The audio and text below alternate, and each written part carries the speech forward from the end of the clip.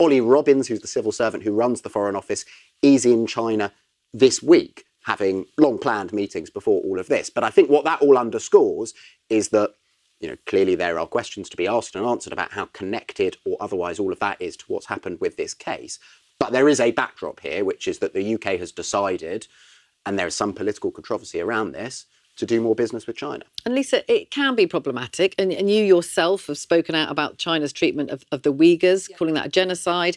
But, there is an accusation that actually since coming into power, your government's gone a bit soft on that and calling it a genocide. Yeah, so can I just challenge something that Henry said? Because our policy on China actually is identical to the policy that was pursued under the last government. What we will not do, though, is allow that to make us blinkered as a government and a country about the threats and the challenges that poses. So whether it's the human rights situation in Xinjiang, which is appalling, whether it's the fight against climate change, where the last government talked to China because you have to, and continue to cooperate with them as we will as well.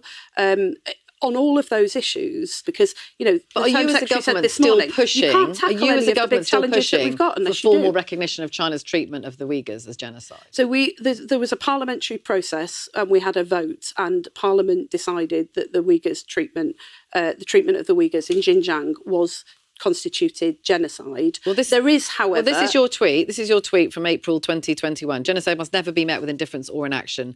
Today, Parliament came together to stand in solidarity with the Uyghur people. Efforts to silence MPs will only strengthen our resolve. We will not be bystanders. And yet, in government, that's not a formal recognition of that is still not being pushed. Well, look, the reason that we brought that vote, and I wasn't, we were working very closely with Conservative MPs, Liberal Democrat MPs and others. But you could classify that as a genocide. Well, we can call it a genocide, but we can't make a court decision. It's for an international court to do that. And that process is ongoing, like I said. And Richard, in terms of China, would you call them a friend or a foe? It's pretty clear that they're acting in a threatening way in loads of different places. I don't want to go on this. We're not in an active conflict with China, and it's quite clear that there is real issues with their support for Russia and Ukraine. There's real issues about actually their involvement in spying operations in our country, the way that they're pursuing dissidents here in the UK as well. They are a threat, and that's very clear. That was clear under the last government as well, which is why I'm still at a loss as to how we've ended in a situation where prosecutions have stopped. There were charges brought under the last government, under the legislation which was there under the last government. We've discussed that at length. I do want to talk about something else before the programme ends. Have a look at this Guardian headline.